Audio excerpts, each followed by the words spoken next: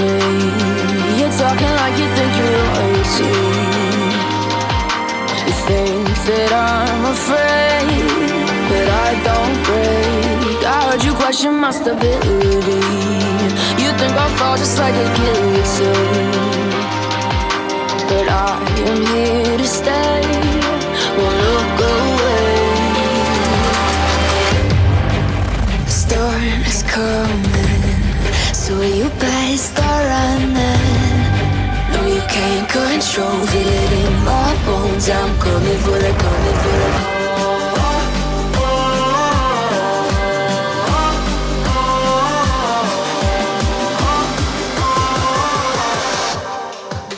I'm coming for the throne.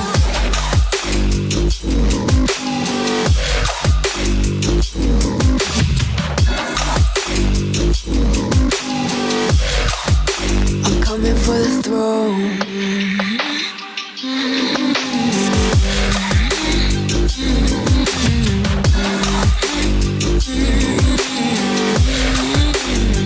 So you wanna be my enemy? You should've known I'd never kiss the rain. Ice runs in my veins, won't play it safe. I don't belong with your nobility. Who died and made you king of anything? You think that I'm insane, it's your mistake. Kingdoms rise and fall, I've come to take it all. I'll take it, I've come to take it. Kingdoms rise and fall, I've come to take it all. I'll take it all. The storm is coming, so you better start running. No, you can't control, feel it in my bones. I'm coming for the, coming for the.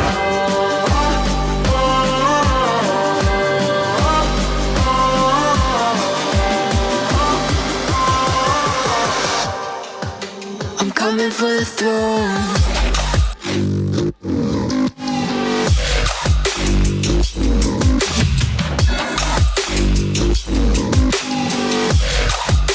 I'm coming for the throne.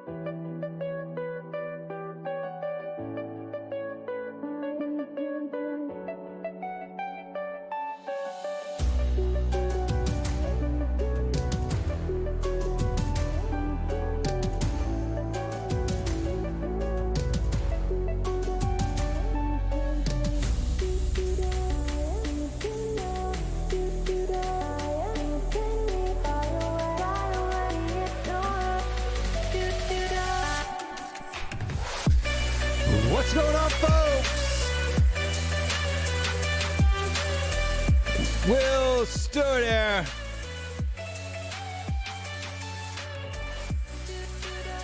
With it's an international break time, but we still gotta do a show. No, I love doing shows. Do I love doing shows? I love doing shows. I hope you guys love watching shows. That's all good. We may have a small crew tonight. The link is pinned to the top of the chat if anybody wants to jump on and have a chit chat about anything related to Tottenham. You're welcome to do so. If you're a rival and you want to, do whatever you want to do what it is. Join the show, click the link. Let's say hello to the folks in the chat that are here right now while everybody gets joined in. And we'll see what's going on with you guys so far. So LA 007 says, all right, guys, how are we? We are doing good. I'm doing good. I'm doing pretty good. Let's see. What's been going on that we've been doing good? My fragrance channel, WillStewartTHFCRants, if you guys haven't checked it out, is actually growing pretty good. We're hit 500 subscribers earlier today. It's growing real fast. As you can see, the collection's growing as well too. So if you like to smell good, or if you just want to hang out with Will, now that I've hit 500 subscribers over there on that channel, I am going to do, I think, maybe a live show once a week over there where we just talk about fragrances and stuff like that. Maybe I'll do massive unboxings and stuff like that. But that's been fun. Things are going crazy over there. Got a couple of videos that are over, one's over 7,000 views already. A couple of them over 2. So we're starting to gain some ground over there on the fragrance channel. Maybe if nobody jumps on the show, because I'm probably only going to go about an hour tonight, hour and a half tops. But if nobody jumps on, we'll just have like a Q&A type of a deal. We'll just go one-on-one with the chat. You guys can ask me silly questions about anything that you want. An AMA, if you will, and ask me anything. The link is pinned to the top. That's it right there. If you want to come on and chit-chat, you can do so by doing that. But we got big up Bryce. My man Bryce from down under Australia, I do believe. I always get New Zealand and Australia mixed up, but I'm pretty sure Bryce is from Australia. But he says, I will assume this stream will be devoted to your love for all things Brian Hill. Yes, absolutely, of course. I need to find that Brian Hill wig. I don't know where I've put it. I've cleaned up since when I had to build that shelf back there. I had to change some stuff, and I misplaced some stuff. So I don't know where it is. It's in here somewhere in this studio. For people that don't know, like, there's more to this. Like, all you guys see is this, but then there's all of this down here. There's all of that over there, and all of this back there. And right now it's actually a mess. I need to clean it. I've been doing a lot of unboxing videos, so there's a lot of empty boxes just kind of piled up on the floor down here, to be honest with you. Stuff like this, right? So we got because when I do the reviews for the other channel, I do like 5 or 6 at a time. So I actually have a whole, like, I don't know if you can see it from this angle, maybe not, but if you see right there, that's my 2 review shelf, and it's got probably 9 fragrances that I still got to review, that are set up to do. So yeah, that's what we got going on with that. Mark Swift is in the house as well. Big up Mark Swift. And he says, Bryce, get your ass on there. Bryce is, anybody's welcome. Bryce is more than happy to have Bryce on, have a chat. We got Disabled Team in the house too. Big up the TDT. My guy, how you doing, man? Hope you're doing well. Big up the members. We got Bill in the house. Big up Bill. Or Bill says big up Will, and I say big up Bill. Fellow person with the name William. Always love most Williams. I think most people I've met with the name William have been pretty respectable. We got Quez Ali's in the house as well. Big up Quez. Hope you're doing well, my friend. William McKenzie says, looking drippy with the chains in the ring, mate. Well, you know how it is. I roll. But people think I do drippiness for just the sake of drippiness, but actually I don't. So now that we've got a little bit of time. So this is obviously, wedding ring, a simple, stainless steel nugget ring, or not stainless steel, sterling silver nugget ring.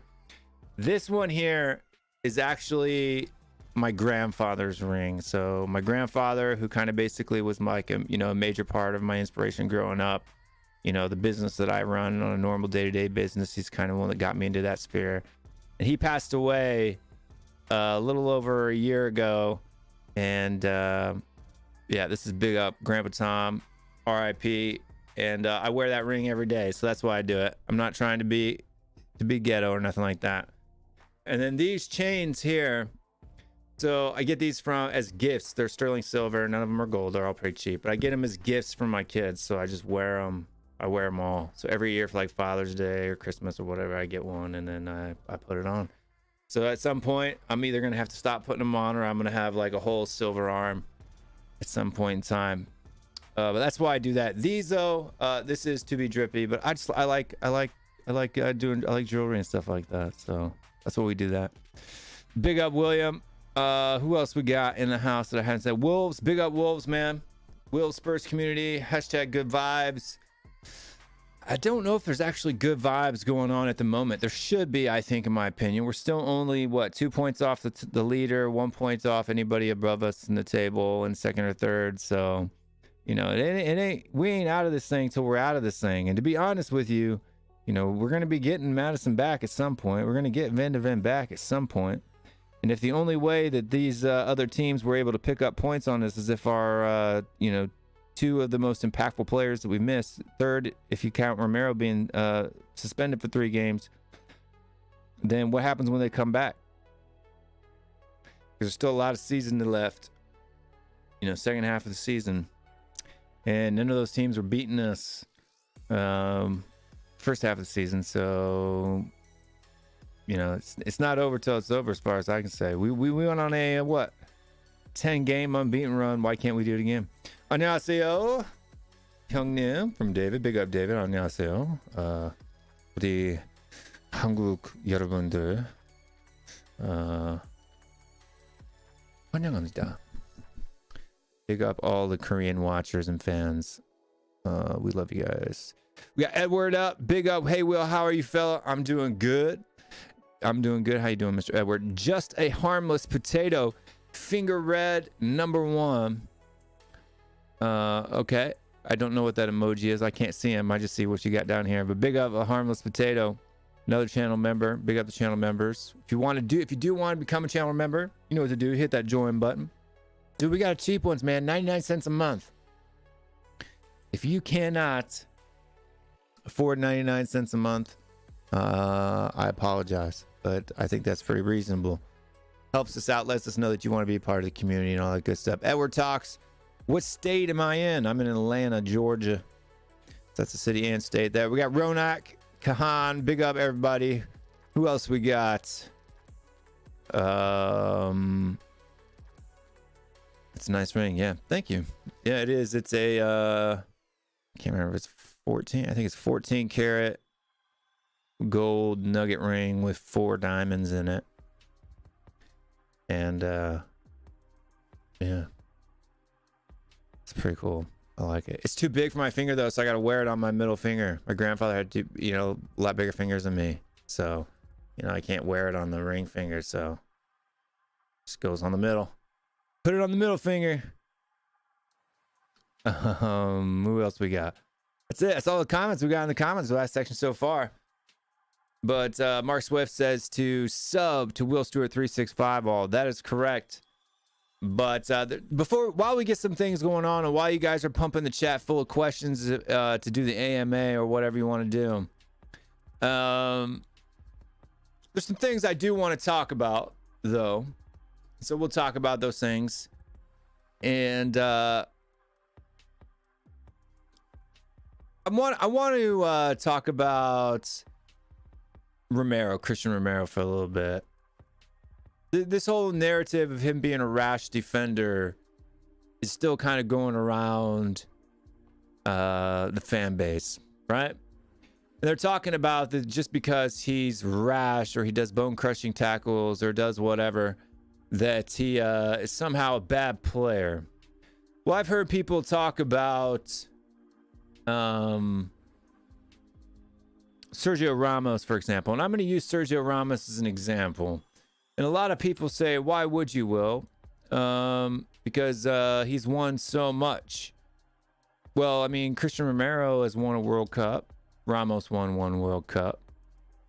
Christian Romero hasn't played for a team yet that has the ability to win 4 Champions Leagues and 7 domestic leagues like Real Madrid. But there have been links over the last couple of days that both Barcelona and Real Madrid have been interested in purchasing Christian Romero. But I want to talk more about the disciplinary aspect of that, of the player in general. And so we're going to bring up some of my favorite things to do, which is statistics. And that's because it takes the opinions out of it, right? It takes your ability to distort the narrative by using your eyes. I always love it when people say, what I see with my eyes. Well, what you see with your eyes isn't the truth. It's simply just your opinion, right? Your eyes are not truth. Your eyes are just opinions. But let's bring up his record real quickly here. Let's shift. What screen do we want to shift to? Maybe I'll make a new one. I think this can work, and then I can adjust it. So what we'll do here is we're going to share the screen here. We're going to bring up Sergio Ramos' stats here. We're going to add those to the stage. And then, let's see if we can make this a little bit of a different view here. Maybe we'll zoom in a little bit. And then maybe we'll blow it up so you guys can see. But you got cards and yellow cards and all that good stuff, right? So, scroll this one over just a little bit. Can't see the seasons.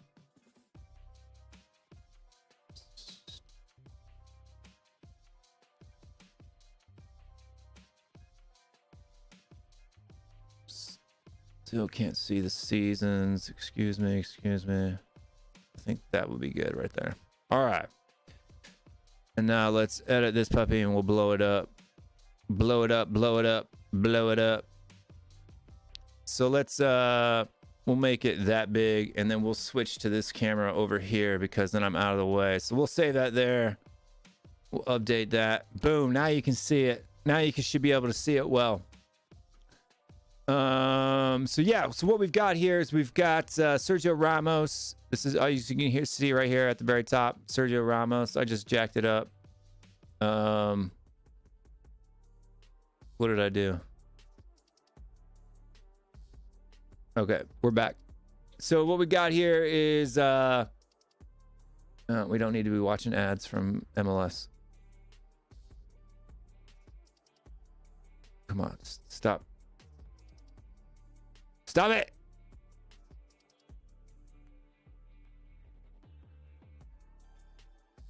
Don't mess me up now.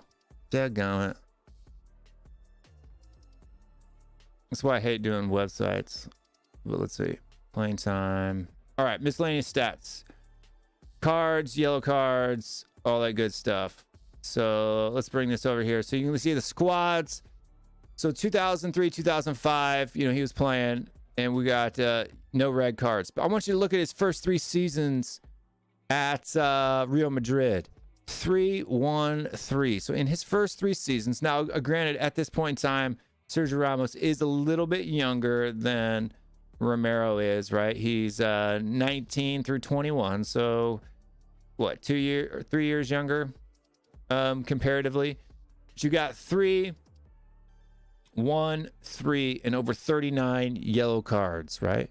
And then what I want you to see here is right even after that. So even if we go to, let's jump to the same age. So when Romero started playing for Tottenham Hotspur, he was what, 23 years old. So that would be 2010 season.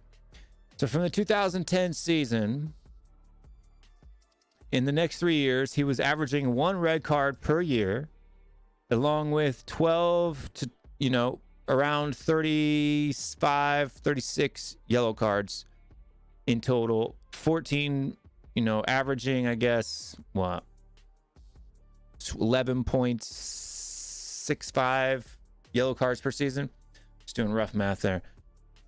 But that is exactly, actually it's less. It's more yellow cards than Christian Romero was getting, and it's the same amount of red cards per season that Christian Romero has gotten for Tottenham. Everybody's trying to make these things like, you know, no Premier League player has gotten more reds. Well, that's just actually not true, because they're counting games that aren't in the league.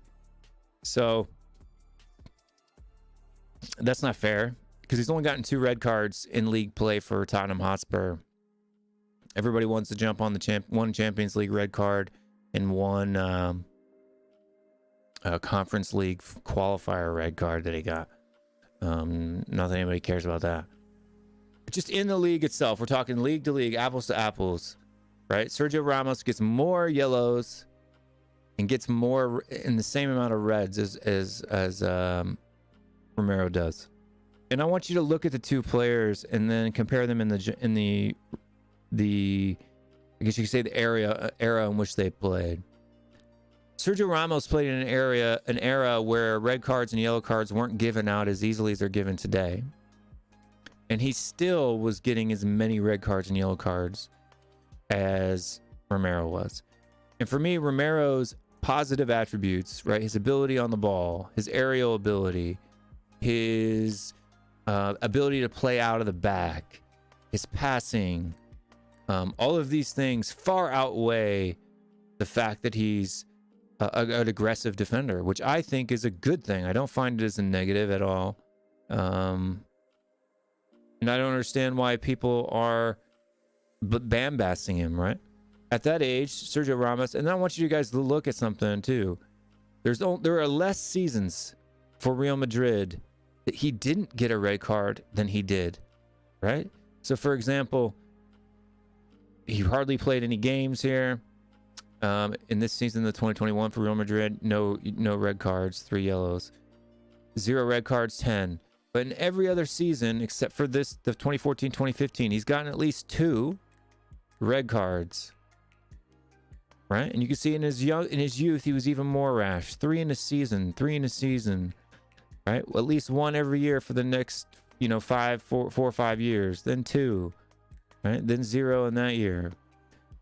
But look at the number of yellow cards, at least an average of 15 to 14 per season. So why I don't understand why getting yellow cards and red cards makes you a bad defender. Like, when did this notion ever happen? Did people say that about Pepe? Did people say that about Cellini? Did people say that about the defenders of old? Right? That bookings and playing physical was a negative thing. I don't understand why it's a bad thing. But yeah. And then another thing I want to do real quick too is a lot of people saying, people keep asking me if I'm doubling down on my Romero is better than Saliba a bit. Absolutely I am. And I'll show you why. So when you go to, let's just take SofaScore for example, right? So SofaScore, when we look at the top players and we look at defenders in the league. So you got Rodri. When we go to defenders, the first defender on this list is Hakeem Anderson. So Hakeem Anderson on SofaScore has been the best defender in the league so far.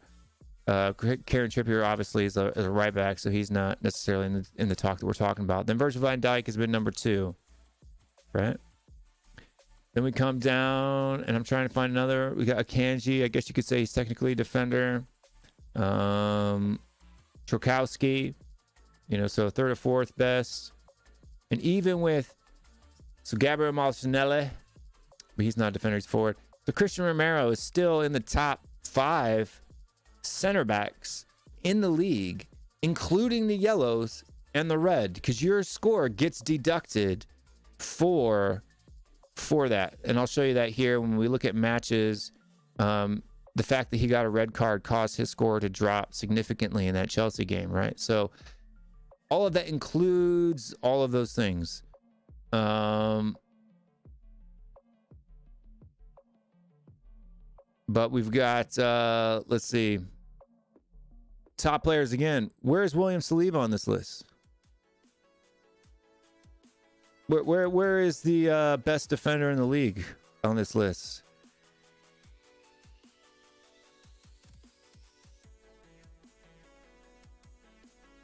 Where is William Saliba on this list?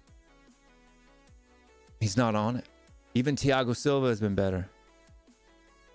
And then if you do the exact same thing, I've checked. So I won't bore you guys with the facts, but I've checked FOTMob, same thing. I've checked Who Scored, same thing. I've checked FlashScore, which is this new site that basically is just like SofaScore. Even it looks exactly like SofaScore. So, same thing. So I've got a challenge for people out there on the web. If I'm wrong, if I'm the delusional one that says that, because I'm going to tell you guys right now, honest to God, right? On God, right? You know, whatever you guys say, no cap, no, you know, no gas, or whatever you guys call it in England. As God is my witness, my opinion is that Romero is a better center back than Saliba from my eye test. And the stats back my eye test. But you think Saliba is a better defender. And the stats don't back your eye test. Who's right? Who's the delusional one? Me or you? I'm just saying, it ain't me. I cannot be delusional by believing facts. It's not the definition of delusion. I can't be biased. Stats aren't biased. Can't be any of those things, right? Whether you look at FBref, Who Scored, doesn't matter what statistical website, 11 versus 11, any one of those statistical sites, and you compare the two players together, Romero is better than Saliba on every single one. Not a few of them, all of them. So all of these stat sites are wrong. I'm wrong, and your eye test makes you right, and you want to call me delusional? Sorry, doesn't happen. Doesn't happen. Doesn't happen at all. But let's bring Mari onto the show. He's sitting there in the back. Big up, Mr. Mars. How you doing? Doing good, doing good. So you were talking about international football. No, stats. Hold on. Stats are absolutely facts. That's literally the definition of statistic, right? A statistic is a fact about something. Statistics are 100% fact. Let me read the definition for statistics for you. Statistics. I'm gonna say this too, right? Because I saw they talk about this in the Net channel, right? How disgusting France won 14-0 over, I forget what country that they played. And a lot of people were European centric, those who are very English, I only watch English football. You know that scoreline is so extremely rare in South American football. I'll use combo because that's where Romero plays. Literally, you will not find Paraguay, you could say it's the worst South American team. Bolivia, and they will not get pumped by their bigger brothers, Argentina, Brazil, Uruguay, Colombia, 14-0. Literally, it won't happen because they will fight. Once it gets 7-0, 8-0, you run up the score. They're fighting. It's blood sport. And so that's why, people, I just feel that people... Yeah, but all that stuff is completely subjective, right? There is no... It doesn't matter what way... Because I can tell you right now that I don't understand how people can tell me that William Saliba... Or I was on the football terrace and I said, Saliba doesn't play for his national team. Romero does. And they said, well, you don't know Romero. You said you don't know that Romero wouldn't get into the French team if he was French, right? Over Romero. And I'm sorry, William Saliba can't get over Konate. Konate, yeah. Right? And they explained the reason why. He can't get over Todibo, who's a 23-year-old, right? Todibo. Konate is apparently what Deschamps said is better with the ball and how France wants to be able to play. And who's better with the ball, Romero or Saliba? 100% Romero gets into that play. And here's the thing. You know why Saliba doesn't start for Argentina? Because I told you this before, in Argentina, you have to be good on the ball, like be able to pass the ball very well if you watch them play, especially this Argentina, this pragmatic Argentina. how they play. Saliba doesn't start because Saliba, as great as he is, he's not great on the ball. He's not. He's not a good dribbler at all. Like, He's go not a good seriously. dribbler. I challenge anybody to go watch a Romero highlight reel of Saliba and tell me has one that. dribble he does where he dribbles a team. Will, how many times Romero got into the box last season? 100 times. He did it. I saw him run up the wing, what, two or three games ago, where he takes the ball all the way from the defensive third to the attacking third just by beating players like a winger. He looked like a winger driving down that. Try to score, because in Argentina they teach that. Him, Acuna, Otamendi stuff. You have to be good on the ball. And yeah, you can play good defense. Everybody plays good defense in Argentina. But what separates you, you got to be good on the ball. You're not starting. And there are four different in the last three games for France. Let's think about this. In the last three games for France, there have been four different defenders that have played. 4. And William Saliba is not one of them. Not one of them ever. Epicano starts over Saliba. Conte starts over Saliba. Konate starts over Saliba. This kid, Tididababo, I've never even heard of him before. He starts over Saliba, 23-year-old kid, right? And then you've got that, what's the other guy that starts for France? I can't remember it now off the top of my head, but there's another guy. Conde for Barcelona. Jules Conde, the one we've been linked over. And so, so I tell people this, like, because I understand, and I get that. The whole Chelsea game, like I said, we are the very few who don't believe. Because like I said, I watch a lot of football outside of England, where it's South America, like Uruguay versus Argentina. If you just watched it a couple of days ago, right? Uruguay won 2-0. You would say, "Oh, red card here, red card here, red card." Like, this is how they play. It's physical. It's physical football. But to go to the point that I want to say is just that, right? I get that. People are upset. He got the red card on a clearance, and whatsoever. But his career, Romero has been more successful in his career than Saliba, right? People talk like like Romero hasn't done it. Like, the guy won. You know what? I look on purpose on the people who have won Defender of the Year Serie A. They don't give it to some scrub, Will. They actually give it to someone who actually played good. And Atalanta, right, he played very good defensive, and he was part of the offense. Because remember, Atalanta that season scored a lot of goals. So it was something that, for Ange's system, Romero is perfect. And he's been more accomplished than Saliba. I tell people, because people always want to say, "Oh, Mustafi won a World Cup." Okay.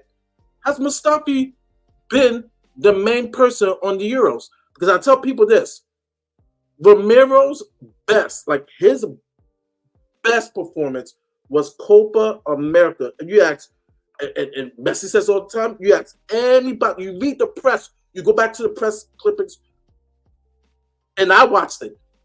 Argentina does not win the Copa America without Romero. What he did to Brazil, what he did in the semifinals and the court, like what he did to those teams, it was simply masterclass. And that's where Romero got the hype. Everyone said, "Wow, Romero is doing great with Atalanta. He's doing great with Argentina. Helped them win the Copa America. Part of a team that won 32 straight games until they lost to Saudi Arabia." And then, so, like, But I mean, this is the thing that bothers me, though, right? Is that everybody talks about, because they can't talk about his gameplay as him actually being a bad defender on his defensive skills. They use his rashness as a justification for that. But let me ask you a question. Has there been a better defender in the last 20 years than Sergio Ramos? Very few. Very few. So let's try to populate a list of who is a better defender than Sergio Ramos over the last 20 years. 20 years. Center backs or just defenders? Just center backs. Center backs. Okay.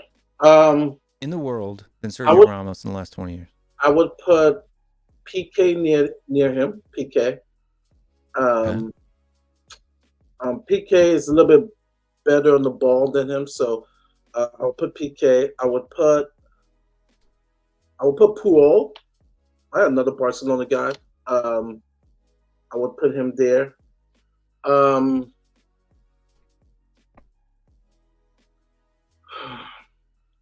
Varane, not Varane of now.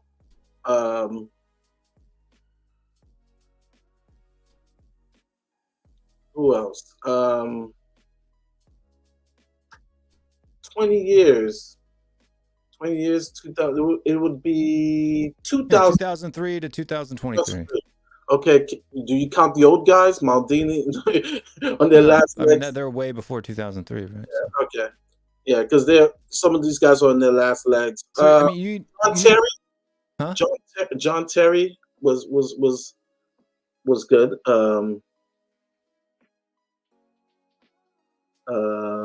Nesta was his prime. Nesta, Lazio. Maldini wasn't in 2003 to know, so scratch him from your list. I don't think Stam was either. I already said Terry, Rio Ferdinand. Let me go. It's easier if I go by leagues. So the Premier League. Let me ask you a question: is Nesta actually better than Ramos? And I'm asking you why. Because in Ramos's time, you're talking prime Barcelona, right? The best team that ever played under that, right? In that time, right? He still won leagues and Champions Leagues over Barcelona at that time in Messi's prime, right? This is when the El Clasico was at its best. We're talking the best El Clasico matches probably ever. Yeah. Right? Yeah, that 2000. You're talking Iniesta, Messi, even Ronaldinho at points. Ozil was at Real Madrid. You had Ozil. You had Xabi Alonso. I mean, those teams were low. I mean, those were one of the best classicals. So why is Nesta better than Ramos then? Let me ask you a question. Why is Nesta better than Ramos? Nesta, man. Ramos won 7 league titles, 4 Champions League titles, and a World Cup. How is Nesta better than Ramos? Well, Nesta, I will say this. Nesta played in a less loaded team at first. Before he went to Milan, he played for Lazio. Lazio winning a Serie A is like that's huge. That equals like 3 La Ligas Real Madrid won. Like it's almost like what Maradona won with Napoli in a sense. To win at Napoli, to win Serie A is huge. When did Ramos cost them a title? This is what I'm talking about. People are so full of horse crap. It's not even funny. These are the things. You have Sergio Ramos. Is when we're talking about legends of the game. He's a legend of the game. There isn't a kid under the age, right, of 20 years old right now who doesn't know who Sergio Ramos is. And I can guarantee you, if I were to ask my son right now if he knows who Nesta was, he would be like, no. Right? Legend of the game in the past 20 years. Yeah, because Nesta was part of also that wonderful Italian team also that won World Cup, Cannavaro, Nesta. Right, but I'm saying the only reason why Spain was even in that was because of their defense and midfield. Right? It was Spain's midfield and defense. Who was the striker for that Spanish team? Who were the wingers for that Spanish team that won the World Cup in 2010? But injured post Fernando Torres was, injured. They had Pedro and David Villa. Yeah, that's what I'm saying. There's nobody you'd be like, wow, they were great strikers that caused them to win. Right? It was Spain's midfield and defense that won Spain that World Cup. Yeah, possession ball, tiki-taka. Yeah, David Villa I would say is the only striker. And then when he didn't play, Pedro would be kind of like the striker. Right, but I know who the strikers were in the 2010 World Cup. I'm not asking because I don't know. I'm saying, right, that they didn't win that World Cup because they scored more goals than everyone else. Oh no, they won 1-0, 2-0. That's what I'm saying. Their defense and defensive midfield is what won them that World Cup. Possession. It was Sergio Ramos in his peak, in his prime, who helped Spain to win that World Cup. MPK. Without those two in defense, they don't win that World Cup. And they won, and then they also won. They're the only country that's won 3 consecutive major international trophies. They won the World Cup Euros. Yeah, World Cup Euros. They're the only team. Argentina's going to try to be the first one next year, to be the next one if they win the Copa, to win another like major, 3 consecutive. Fernando Torres was on the team. Like I said, it was post because remember he got that bad injury when he was in Liverpool. He was serviceable, but David Villa was absolutely the best. Fernando Torres was better in the Euros than World Cup, and so. But yeah, no, Nesta is a legend. Would I say he's better than Sergio Ramos? See, I would say Maldini is better than Ramos. Nesta. I mean, every game was 1-0, right? Spain, 1-0, right? Or Netherlands in the final, 1-0, right? Yeah. Germany in the semis, 1-0. The quarterfinals with Paraguay, 1-0. And the thing about Sergio Ramos scored some important goals, like in the Champions League final. Well, he was a defender, averaging at least 5 to 6 goals a season, 12. That's what I'm saying. Romero already has 2 goals this season. Yeah, I don't think people realize how good Romero actually is, and they're stuck on these narratives. Tell me one thing Saliba's done. What has Saliba done in the game at all? Okay, so let's talk about what they've done in the game. What have they accomplished in the game? What has Saliba accomplished in the game? Nothing. Nothing. Yes. Okay? Nothing. Nothing. How many good seasons has Saliba had as a player in the first team? 1. Yeah. If you're counting the French league, yeah. It's just 1. I will say this. What Romero does, I remember I was saying this in one channel maybe a year ago. I said, guys, you got to look at the game. When Romero goes for those interceptions or those tackles, he starts the counter for Conte. And he did. And does those pass-through passes to either Son or Kane. I've not seen Saliba do that maybe once in a blue moon. Romero does that because, once again, Argentina, right? This Argentina team plays very pragmatic. He would do that. In Atalanta, if you look at scouting reports, right, before we signed him, that's it. They said that's what he does.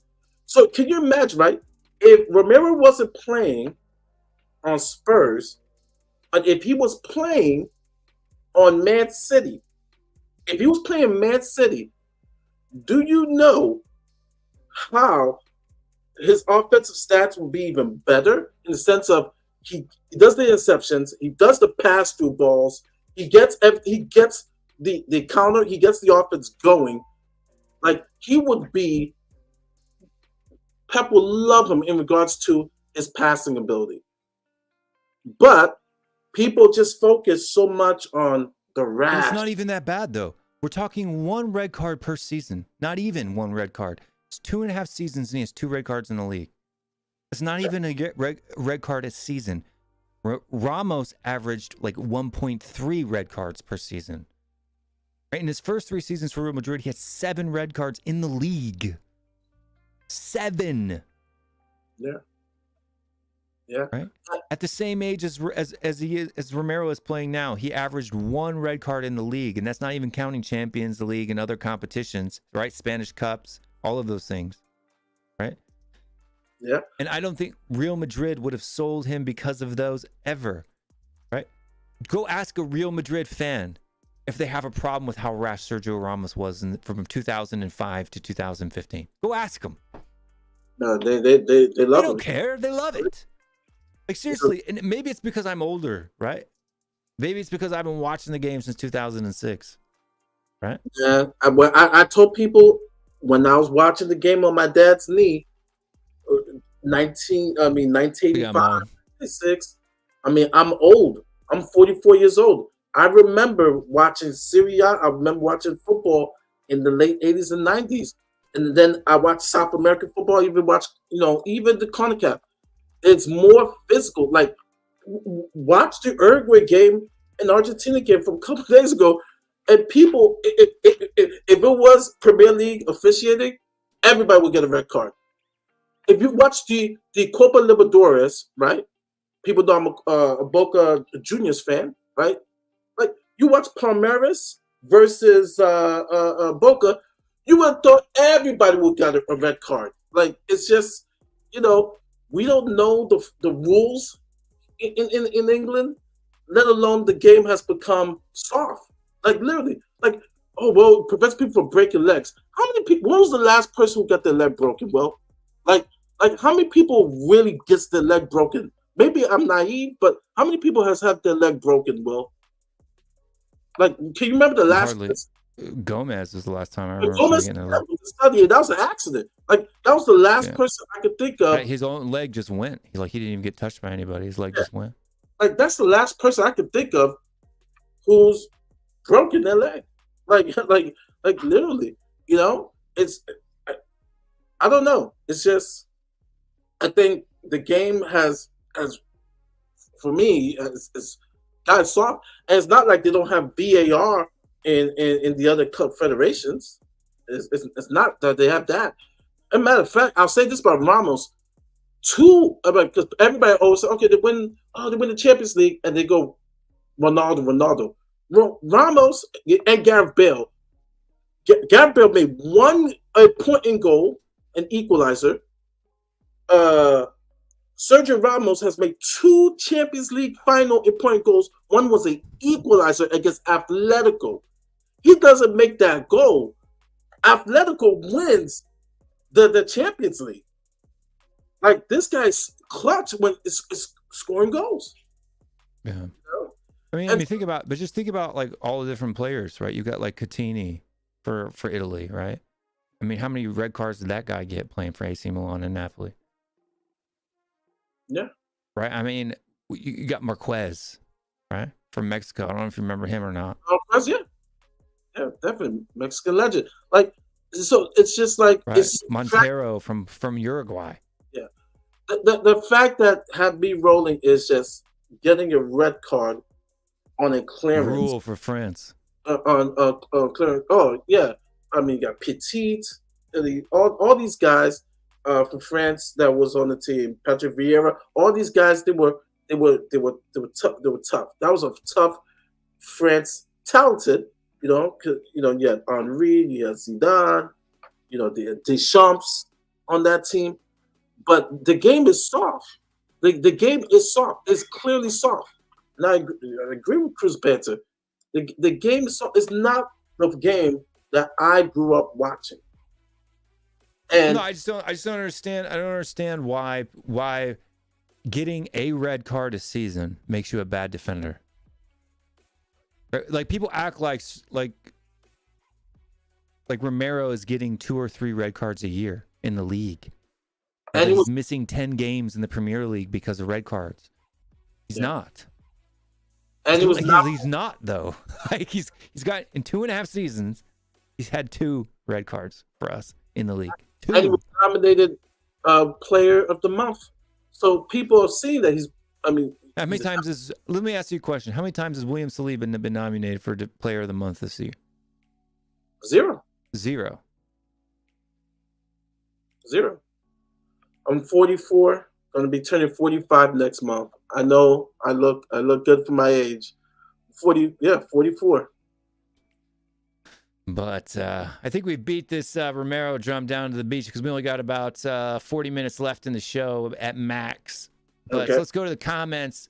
Guys, get your questions in. We do have a super chat from Donna Cullen. Big up Donna Cullen.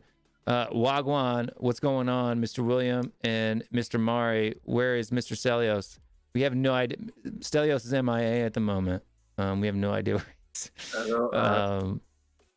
But we have and Wagwan is, what's going on. It's British slang for what's up, apparently. I learned that a couple weeks ago. Yeah, he's a savage. That's what makes him a good defender, is the fact that he is savage. That's the whole point. He's Like, also, when did being an aggressive defender become a bad thing? When did being a boring defender who sits in one place and rarely goes in for a tackle make you a good defender? When did that become? Like, I'm sorry, but I have watched William Saliba. When I did that 6-hour show with Stell the other day, or last month, on this topic, and we've already done almost an hour on it now so far. I watched every available highlight reel for William Saliba that YouTube has over the last 2 seasons. This season and last season. They are boring. I don't see anything outstanding in his defending at all. At all. Nothing. Not a great pass, not a great run, right? Very few headers, right? He scored very few goals for Arsenal. Right, but when I watch Romero's highlight reels, it reminds me of the Sergio Ramos highlight reels that my son used to watch on a daily basis. Right? yeah. And the thing is too, like, I get what you're saying. Someone said Saliba is stealth as a Stealth defender. means non-existent. Yeah, You he's nothing. can't see it. Yeah, and the thing is, Oliver too, right? He said, as a defender, your job is to get the ball. Yes, try that without being aggressive. Aggression is part of the game. It's the physicality. It's to get mentally into the other team saying, I'm here, and you're going to have a long, long day. It's the physicality of the Well, game. how is Saliba excellent? I want to know, how is Saliba excellent? Because he's not even 100% on his tackles now. He's only 85% successful on his tackles, right? See, as the season goes on, I guarantee, but Romero has consistently stayed at 80% from week 1 to now. Right? The consistency of Romero's tackle percentage is far better than Saliba's tackle percentage. Saliba's is higher, but I'm talking about the consistency of it. Why is Saliba good? Nobody can tell me why Saliba's actually good. They say the way he reads the game. What does that mean? Right? His positioning on the pitch. He intercepts balls before they happen. Well, if that's true, then he would have a lot of interceptions. He doesn't. So what does Saliba actually do? Can anybody tell me or show me at WillStewart365 on Twitter? WhatsApp me if you know my number. Come on the show right now. Can anybody actually tell me what Saliba actually does? Not a title that can't be verified, but something he actually does.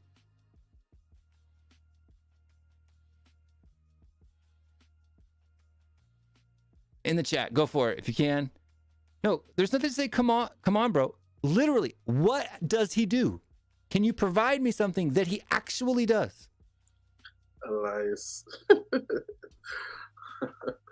boy. He says, I'm sorry, even Dyer reads the game better.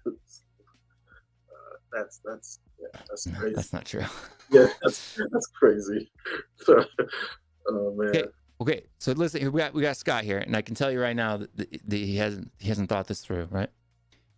When I watch him, he seems to cut out chances. Okay, so what do you mean by cut out chances? He doesn't make mistakes. That's not true. He made more errors and conceded more penalties than Romero did last season. Last season's Romero, right?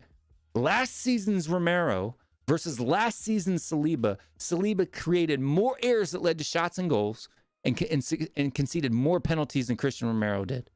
Fact. All of those things are recorded in statistics. Isn't caught out of position. Was he not caught out of position when Son Heung-min scored a brace against them that game? It's true. Whose side of the box was Son on when he scored his first goal? Who did James Maddison run at? Yeah, he went between both Saliba and the other Gabriel. Yeah. For both goals. I am using my eyes. My eyes don't see anything. I have eyes, 20/20 vision. Yeah. Right? As long as it's not right here in my face, I'm 42 years old. As long as what I'm watching isn't right here in my face, I see it with 20/20 clarity. And like I said, I like to give the hard takes, right? So Virgil van Dijk, right? I'm gonna bring up Virgil van Dijk. Now I've told people this. How did Saliba lift the whole Arsenal team? How is that true? Okay, first of all, because you're saying, well, when he got injured, Will, they dropped out of the title race. Correlation does not equal causation. You now have to demonstrate that if Saliba was in that team, right, that they wouldn't have dropped off. And I'm not saying Saliba's not better than Harding.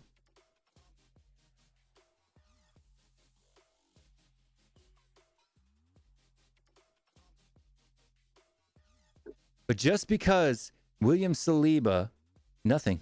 William Saliba's won nothing in his career. Just because William Saliba is a good player for Arsenal doesn't make him better than Romero. It doesn't. It doesn't in any aspect, right? People say, well, look at Virgil van Dijk. I showed you earlier in the show, Virgil van Dijk has a better SofaScore rating than Romero this season. Statistically, Virgil van Dijk has been better than Christian Romero on average this season. Both players have red cards, right? Yeah. So this is not me being biased as a Spurs fan, right? Virgil van Dijk, let me switch places with you for a moment so the people in the audience can see my mouth move. So they know it's not a pantomime or a recording. Virgil van Dijk has been a better defender than Christian Romero this season, without a shadow of the doubt. William Saliba has not.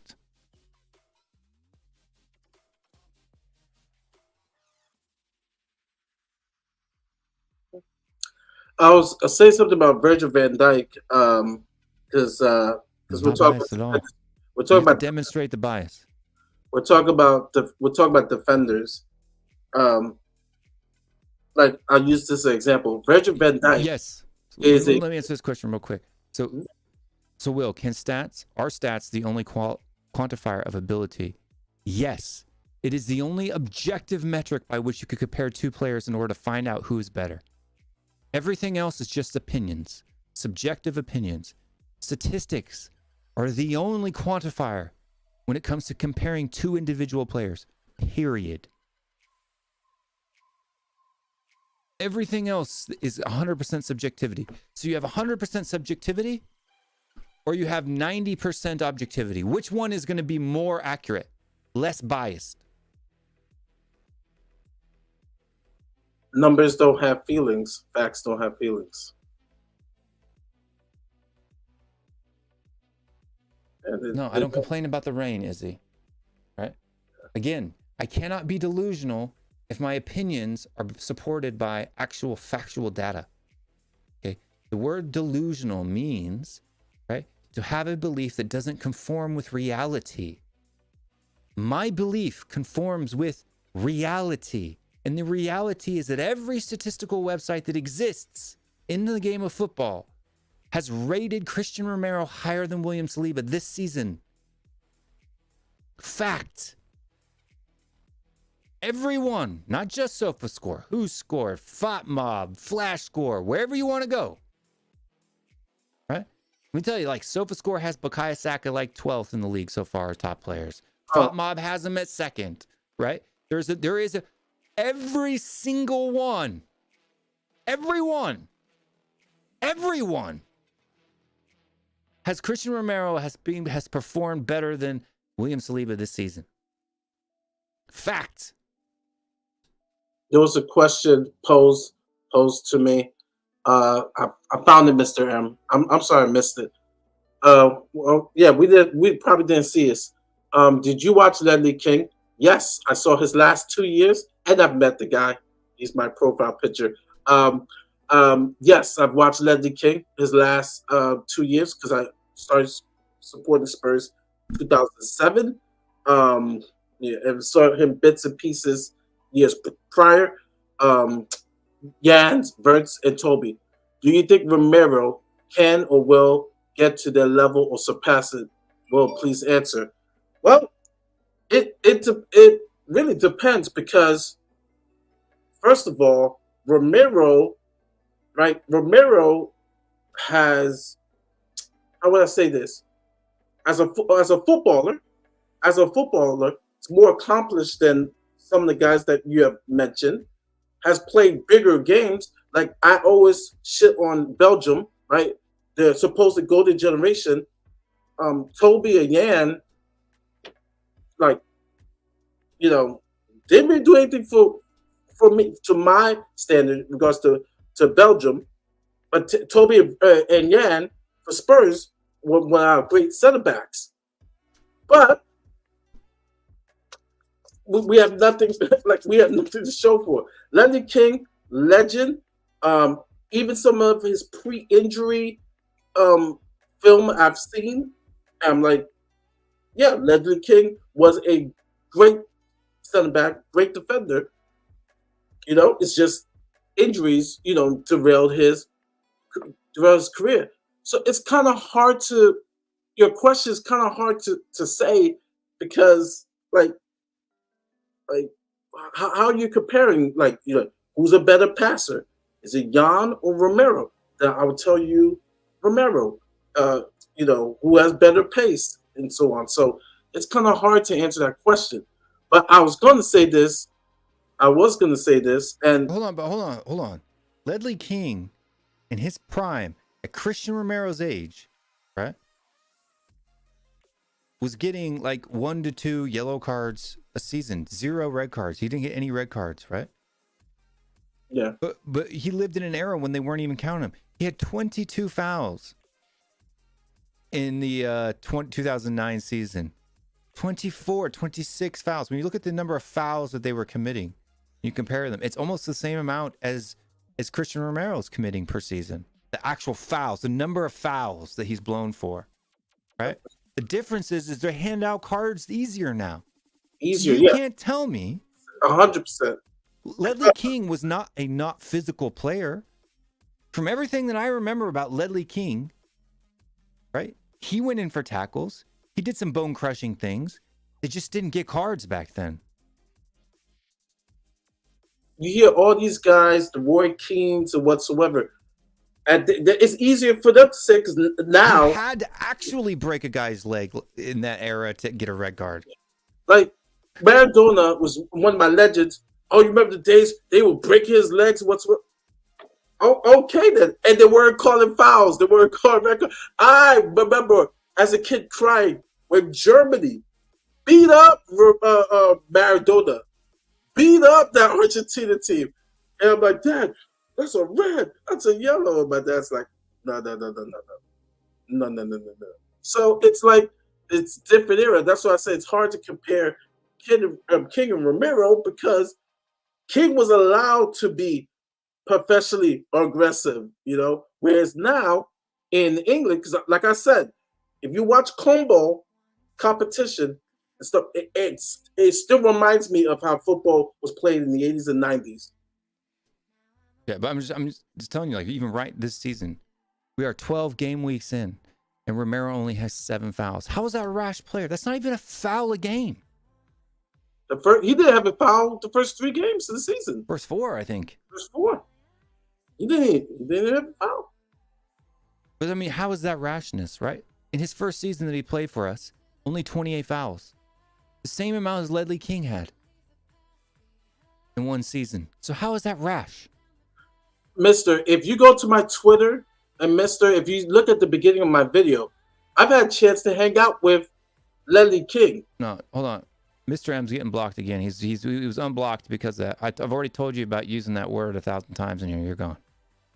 Please don't use the word Yanks. It's offensive. It's offensive.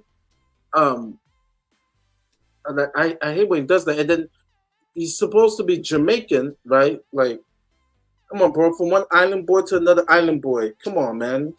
You can't be saying stuff like that. Like, I don't know why people get to that level, man. It's just. I mean, we both have different heritages, right? I'm Scottish. You're Haitian, right? But we're both American. So which one matters? Yeah. I'm English, Scottish, Irish, right? Czech,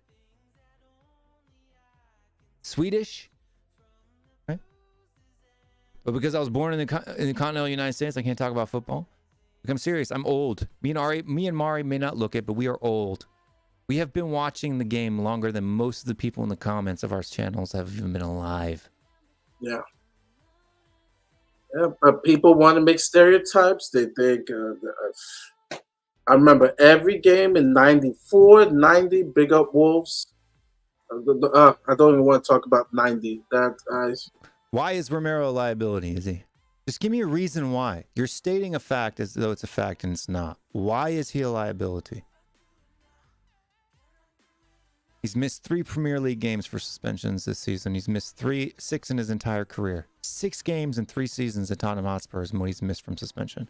How is that a liability? How many did Granit Xhaka miss? We'll have to take every center back or every defender or every player and see how many suspensions that they have. Of course, it will be harder for a forward to get it because of what they're required to do. But we'll look at every defender and see how many games that they have missed. You probably would have to do that.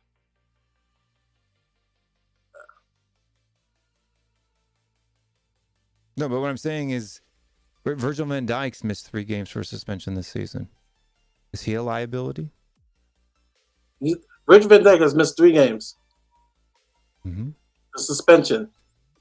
Rodri is supposed to be the best, midfielder in the league. Has missed 3 games for suspension. Is he a liability? What's about Rash? Did he slap like? When was the last time? When was the last time? Rodri. No, when was the last time Romero ever got a violent conduct foul for Tottenham? Slapping someone. Wait, Virgil van Dijk has missed 3 games because of a red card this season. But red card against Newcastle. But no one's talking about that. And mind you, I've said this before. My Spurs aren't winning the league according to the stats. This is what I'm talking about. Ignore the guy. Let's get back to the ball. But let me answer this other question. So in any sport, but in a particular football, how would scouts at grassroots academy level identify talent then? Well, first of all, in Europe, even grassroots football is done with the eyes because nobody's collecting the statistics, right? But at academy football, even from the age of 10, they're recording every statistic that you make. Every statistic that they collect for the first team, they collect for the academy in England at actual clubs, right? Just because no one is collecting the statistics does not mean that it's not. Every single club in the league uses statistics as their main recruiting tool. Fact. If they're not doing that, they're not a professional club. Because eye test is subjective and it cannot guarantee anything. Data over time removes risk from choices. The reason why Tottenham Hotspur have signed so many crap players over the last 5 years is because we didn't use data enough. They've said it. They've confessed it. That's why they've changed to a data-driven model. You can't change from a data-driven model if you're using a data-driven model. Right? Ndombele, not a statistical signing. Brian Hill, not a statistical signing. Right? The signings that we're making this season have been improvement. Right? Multiple clubs, Newcastle's, Liverpool, Brighton, Brentford, right, can all compete with minimum budgets because of what? Statistics. Not because they got people going out there. Fact. And so if you told Ronaldinho he had worse stats or percentages than Jared Bowen, would it mean he's better? First of all, you have to demonstrate that to be the case. And yes, if Jared Bowen had better statistics than Ronaldinho, he would be better at playing football as a footballer, right? If you want to be a freestyler, go join the F2. But Ronaldinho's actual statistics were very, very good for his position. World class in his position.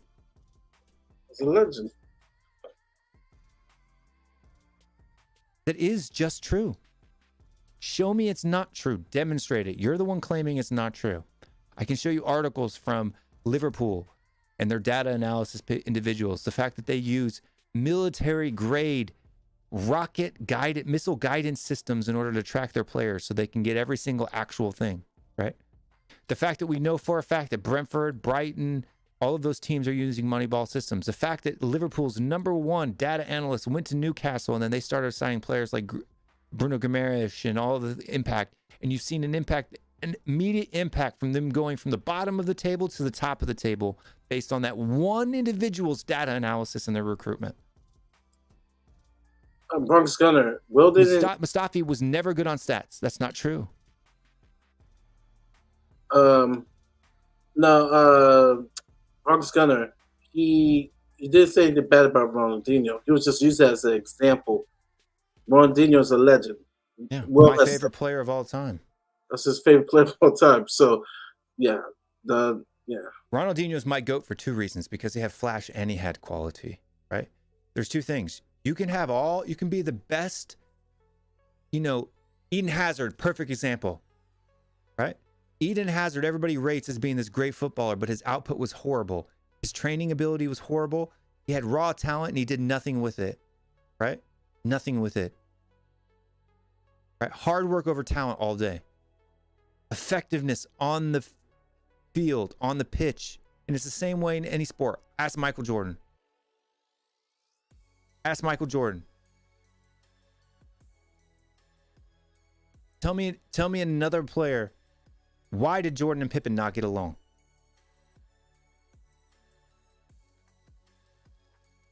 Pippen had more natural ability than Michael Jordan did when it came to flash flare, right? Crossing people, right? Scottie Pippen. Jordan didn't like him because he didn't train hard and he wasn't effective on the court. Same thing with Kobe Bryant. Effectiveness on the court, affecting games, right? Scoring goals, getting tackles, all of those things. Statistics, what you actually do on the pitch matters more than anything else when it comes to winning games. What is the goal of football? An elite sport, to win games.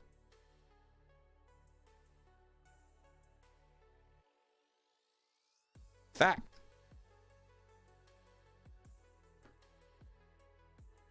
At the youth level, nobody's going from grassroots and starting the next week in the Premier League, my man.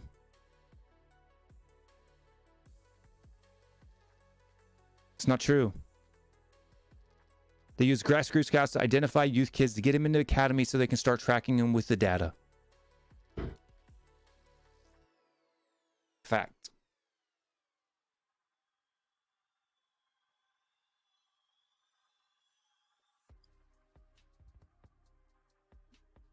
But Cruz, you're not making sense. If they look at a 12-year-old, right, of course they're going to like, oh, wow, he looks good. Hey, how many goals he's scored? How many assists? How is he on the ball? Like, they look at these things. You need stats, right? Yeah, you can look at a player and say, hey, this kid has, wow, he looks good. He looks like a player. Okay. Can I see his academy games? Can I see stats from his academy games? Like, if you're a good scout, you're going to see if the stats match the talent. I mean, we're not using your point. Stop. We're not using your point. We're not using your point. The stats aren't available at grassroots levels because no one is collecting them. The reason why they have to rely on the eye test is because there is no data. Then they recruit a player that they think has stuff available for them. And then they start putting data on them, and then they cut players all the time. How many players with eye tests have failed? Ndombele, Jack Clark. More players fail from eye test signings than they do from data signings. Fact. It's just a fact.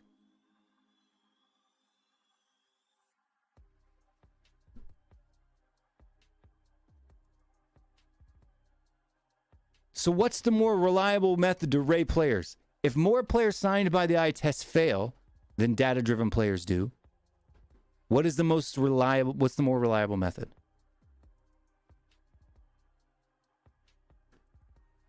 He doesn't have a card problem, though. That's just not true. Right? Virgil van Dijk has as many cards as Romero does this season. Only 2 cards in the league in the entire time he's played for Tottenham. 2. 1 in a Conference League qualifier, and and then one in the Champions League versus AC Milan. That's it. Yeah.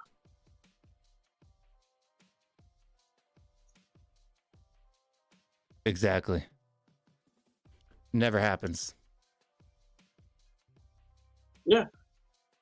You gotta have like take some data. Like, hey kid, how many goals did you score? How many assists? Like those are stats. Like, yeah, you can look at someone and say, hey, it's same with all sports. I could go to the playground and see someone play basketball. Oh wow, he looks real good. All right, do you play in the league? Yeah. Okay. Can I see stats from your games? Okay, you scored 20. It's the same thing when you're watching these young kids play in their academies, right? They have to track, hey, this young midfielder, like this kid is good on the ball or whatsoever. He has like 7 assists in 10 games, and would have had more if these kids would finish their meal and whatsoever. Like it goes hand in hand. But to say that stats are not used to evaluate a player, that's like ridiculous. You're not a good. No, it's the most important thing to use to evaluate a player, right?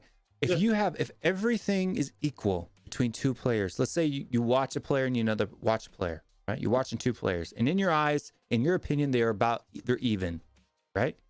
But then you go and look at the data, and one player's been doing it for 6 years, and the other one only did it 1. Who are you gonna pick? Who are you gonna pick? Yeah. Right? If I go watch the guy from Stuttgart this season, and I go watch Heung-min Son, right? The guy from Stuttgart's got 15 goals this season. Heung-min Son only has 8. Who would you pick to be your striker? The guy who's only scored that many goals once in his entire career, or the guy who scored more than 10 goals I think in every single season he's been playing in the league? Let me explain to Cruz, right?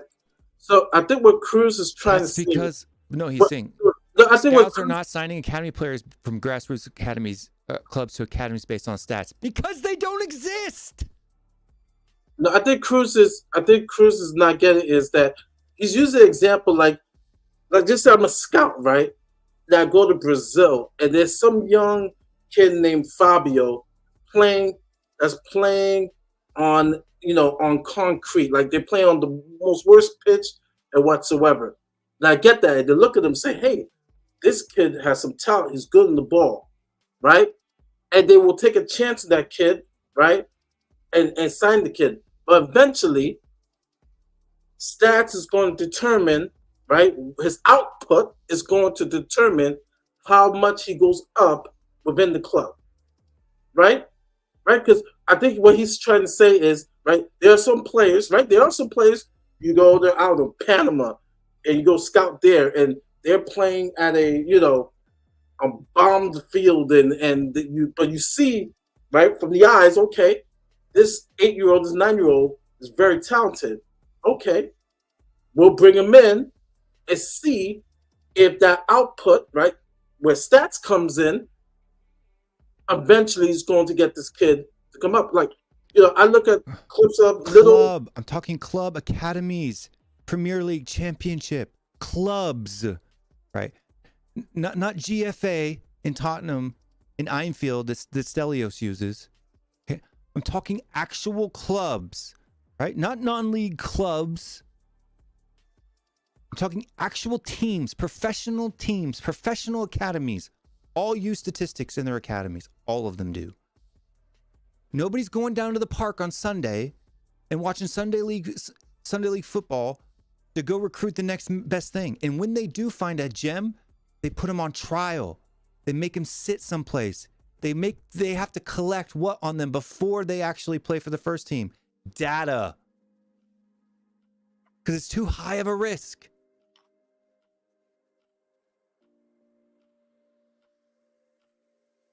Nobody is recruiting from lower leagues on a regular. They don't do that. When was the last time Tottenham recruited somebody for their first team from a lower league? When, Mari? When was the last time we recruited somebody from the first team from lower league? I can't think of one in my head right now. I can't think of one. Bro, name one player under the age of 16 that we haven't signed from a major club. Over the age of 16, name one. Name an 18-year-old that we didn't get from an actual club. Professional club playing in a top division. Of course we're going to sign 6-year-olds from grassroots football. This is the dumbest argument I've ever heard somebody make on statistics in my life. Yes, in a trial, they are collecting data. Yes. That's why the academy kids wear the little vests with the data pack on their back. We were not talking about nobody's talking about academies here. Why would we give a crap if they use statistics or not for recruiting 6-year-olds? We're talking about first team. First teams. Nobody cares about the academies. Nobody cares about 6-year-olds and where they're getting signed from.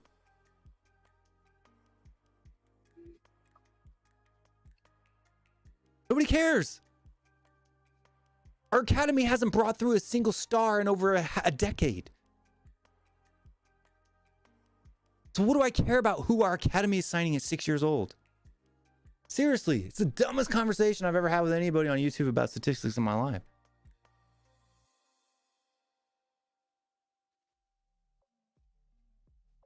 And if they had data on the 60-year-old, they would use it. They don't have it, so they can't. Data is always the preferred method. That's my point.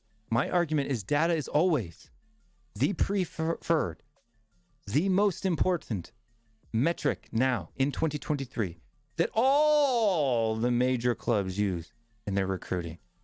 It's not eye test. For example, right?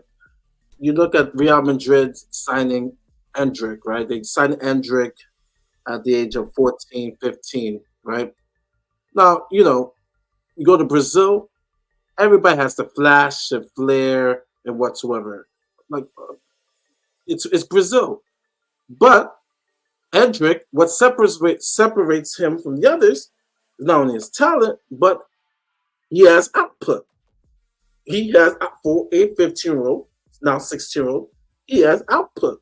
And he's doing it in the highest leagues of the Premier League of Brazil, the highest league. So Real Madrid say, hey, we're going to sign you, right? Because not only the talent you have, but the data backs up your talent. And boom, he's signed. Plays for Real. He's a Real Madrid. Now, are there players who could do what Endrick do at Brazil? Yeah. But their output is not, the data is not there. And so Real Madrid, Barcelona, Man City, they're not signing that player. It's simple.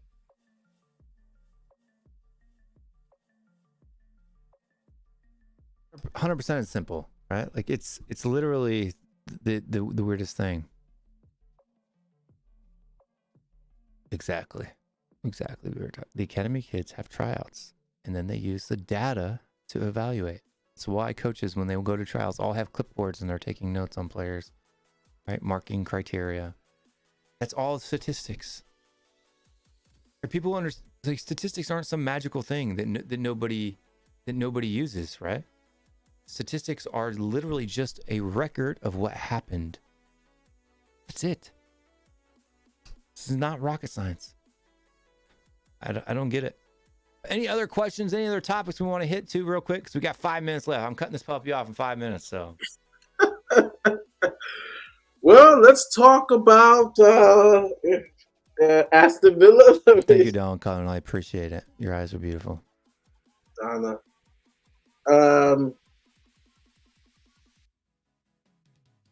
I'm less confident than you on the game coming up on Saturday against Villa. But a preface, you said it depends on what Ange puts out there. And I am closely agreeing with you. It depends, but I still think it's going to be a very tall order. I think we're gonna have to play our best game to beat Villa on Saturday. Yeah, I mean, I think we can. You know, I think the probably draw is going to be the best. Villas have been really bad away from home this season. And I think a draw is probably the most likely result. I think we can win. But that just depends on our offense, right? If they kick into gear, and right now that's not looking very likely. So, but for me, you know, and then we got kudos. Is VDV better than Saliba? So for me, I can't say. So on the data, yes, right? But we're talking about one year, or a couple of games. So I'm not confident enough to say that Van de Ven's form is going to be as consistent across a 38-week season as Saliba's has been in the past for Arsenal and or this season for Arsenal. Right? But has he been better than him this season so far? Yes, he has.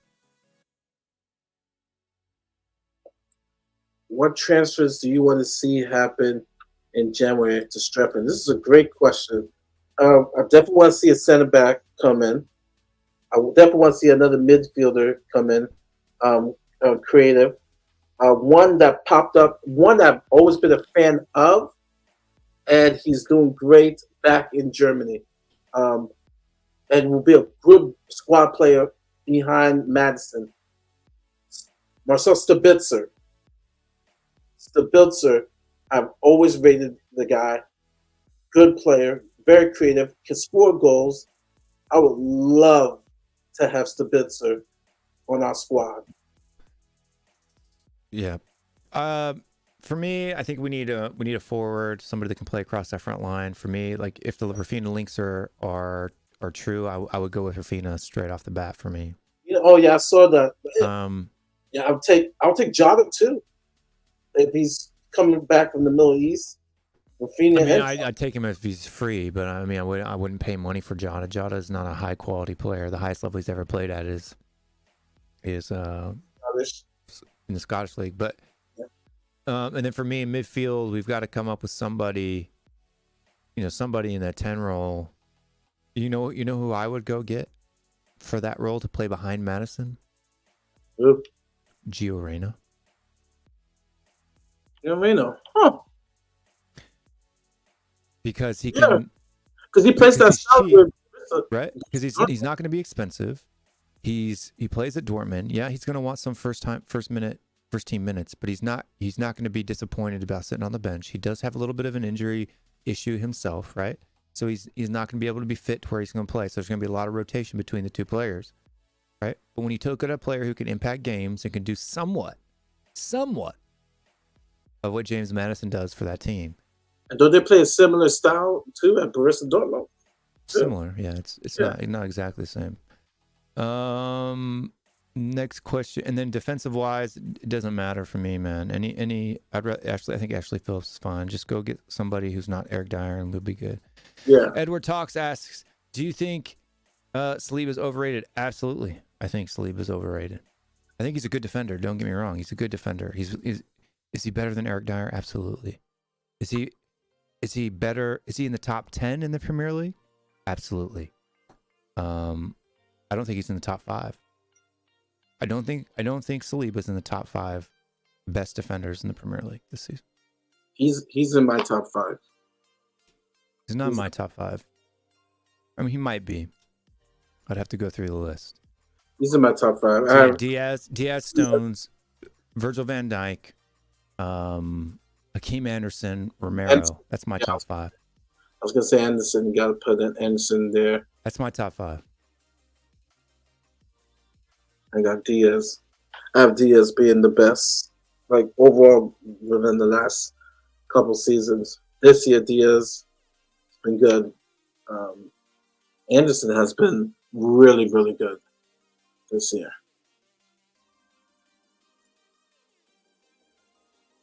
Yeah, there's a lot of players. Gabriel Jesus is similar to that. Doesn't score a whole lot of goals, but he does a whole lot for other teams.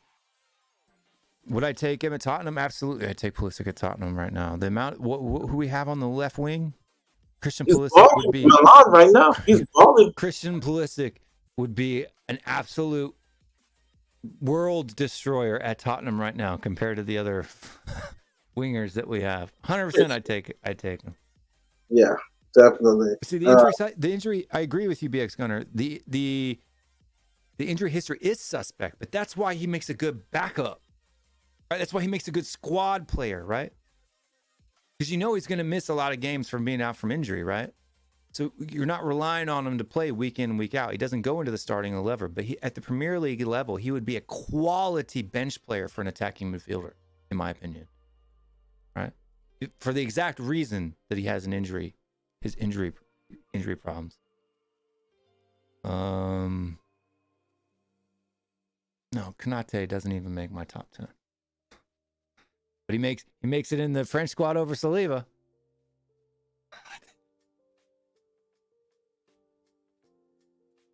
No, Saliba's not even in top 5. Not even in the top 5.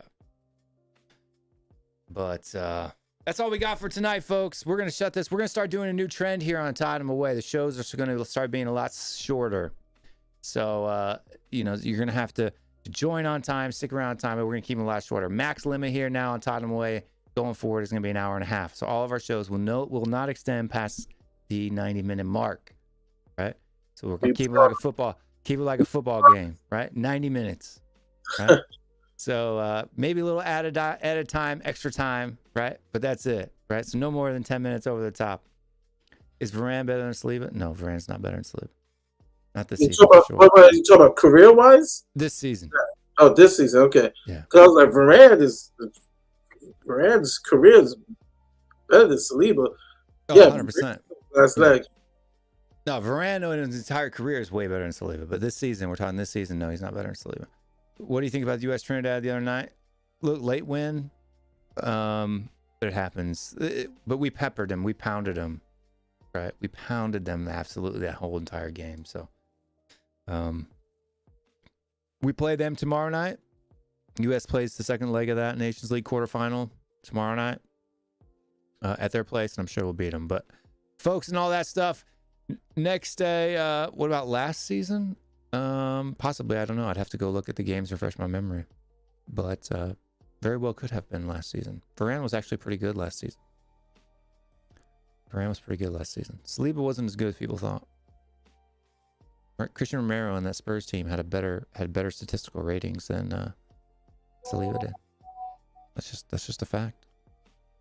Don't argue with me. Go argue with the people that collect the numbers. If you want to argue with somebody, go argue with them. But yeah, that's it, folks. We'll be back tomorrow night with our Monday podcast at 8:30 UK time. Make sure you guys are checking that out.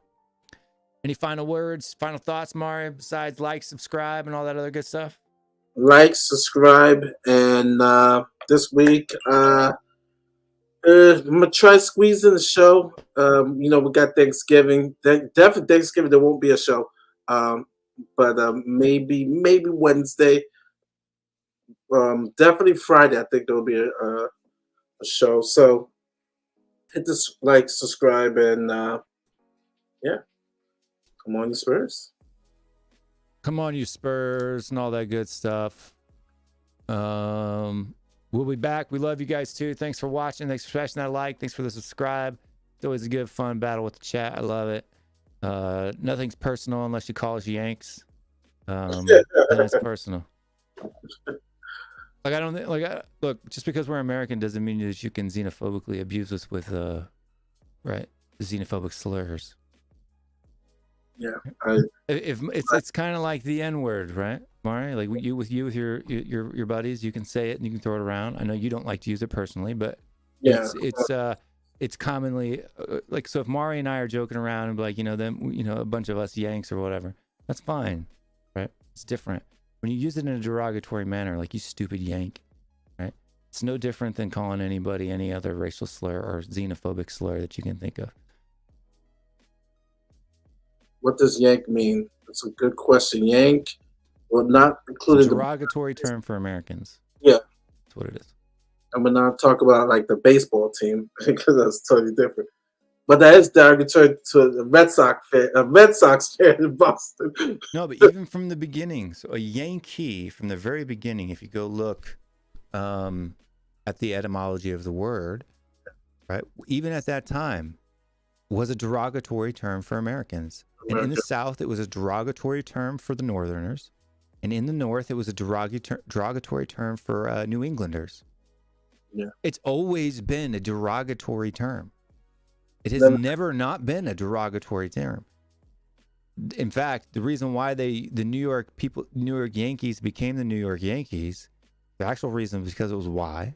And then two, is because they were trying to poke fun at it. You got to remember, New York didn't start out as the Yankees. No, the Highlanders. Yeah. They started as the Highlanders, New York Highlanders. So it's always been a derogatory term. So yeah. So if you're using it in a joking manner, right? And I know you as a person, right? If Mario to call me a Yank, well, he's a Yank too, so it doesn't matter. Yeah. If Stelios was in a joking manner, tongue in cheek, right? Oh, stop being a silly Yank or something like that. I would laugh it off, right? But if he's saying it in a derogatory manner, I'm going to take offense to it, just like anybody else should from anything else, right? Yep. But that is what it is. Anyway, folks, we will be back tomorrow night. Like I said, that's it for tonight. Stay strong. Stay Spurs. And we will see you guys next time. We're out of here. Peace.